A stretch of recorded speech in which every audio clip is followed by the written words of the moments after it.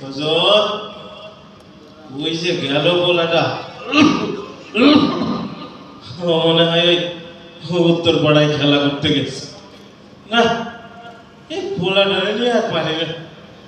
আমার একটু কাজ কামে সাহায্য করলেও তো পারে, করবো না। শরীরের অবস্থাও খারাপ, ওই দিকে কি করবো কর। ওই যে ঘর ঘর দিয়া মানে ঘরে আসলে অভাবের সংসার তো, একটা দেখতে গেলে আর একটা নাই। ভাই ভাই আল্লাহ চাইলে আমার এই অভাবের বেশি দিন থাকবো না। আমার খোলা আবু সাইদ আছে না, ওই শহরে নাম করা ভার্সিটিতে পড়ে। আমারে কইছে বাজান তুমি চিন্তা করো না, আর কয়টা দিন আমরা শেষ হইলে দেখবা আল্লাহ চাইলে আমি একটা চাকরি পাবো, তখন আর কোনো অভাব থাকবো না। সে পাগল বলাই ভাই কি জানে, আমার নিয়ে নাকি শহরে ডাক্তার দেখাই। আমার কইছে সুন্দর বড় বড় মার্কেট থেকে যাওয়া কাপড় কিনা। আরে তুমিও চিন্তা করো না সাইদের মা, আরে তোমার নতুন শাড়ি কিনা দেবে। আসলে আমার পোলাটা আর 10টা বলার মতো না, খুব ভালো বলা। অভাবের সংসার তো, সবকটা পোলারে লেখাপড়া করাইতে পারি, ওই পোলাটাই পড়তেছে। তাই আজকাল সকাল থেকে আমার মনটা কেমন যেন অস্থির অস্থির লাগতেছে। অন্য দিন এমন সময় আমার আবু সাহেব ফোন দেয়, আজকে তো ফোন দিল না।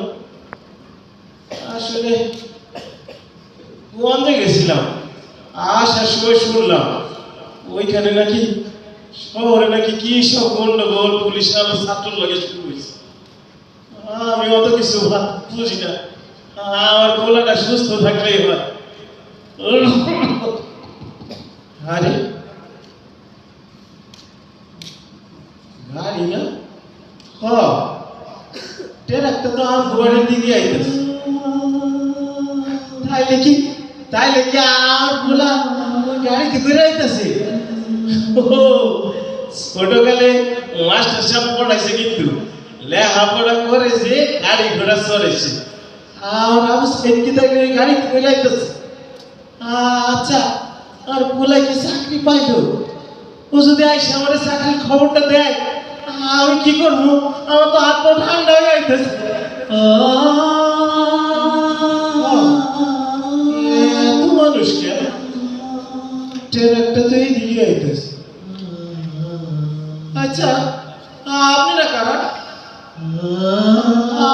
আপনারা এত মানুষ, আমার আবু সাইদ কই? আমার আবু সাইদ আসে নাই, কথা বল না কেন? চুপ করে আছেন কেন? আর বাবা তোমার তুমি চিনি, তুমি না আমার আবু সাইদের বন্ধু। আমার আবু সাইদ কই? চুপ করে আছো কেন? কথা কও, আমার আবু সাইদ কই? কথা কও না কেন তোমরা?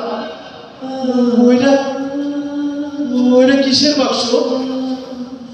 আমারে দাও, এইটা কিসের বাক্স?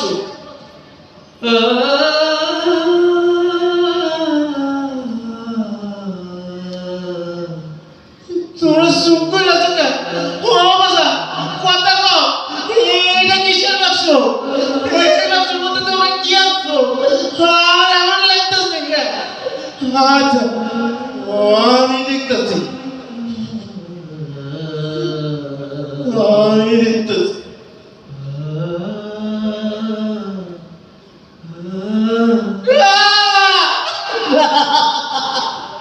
এইটা তোমরা কালে আনছো? এইটা বলা না। ও বাবা, ও আল্লাহর কথা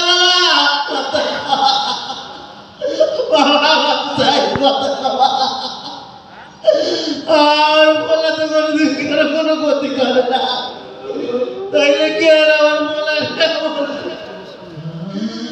আল্লাহ, পৃথিবীতে সবচেয়ে কঠিন, সবচেয়ে ভারী বস্তু একজন বাবার কাছে তার সন্তানের রাগ, তুমি শেষ পর্যন্ত এমন ভারী বস্তু আমার কাছে ওঠাই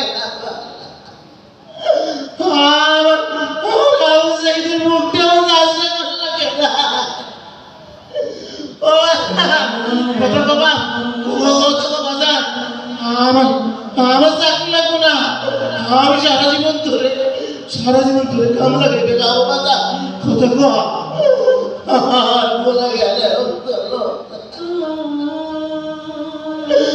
আমি শুনছি শহীদের রক্ত নাকি মিথ্যা যায় না আল্লাহ তুমি আমার আউটসাইডের রক্তের বিনিময় হইল এই দেশ থেকে শহীদাচার মুক্ত করো আল্লাহ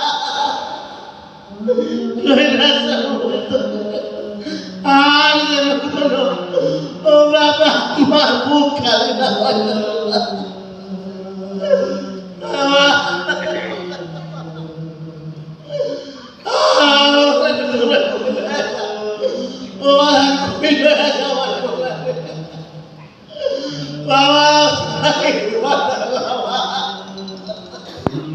ভুলে গেছো তোমরা লেকে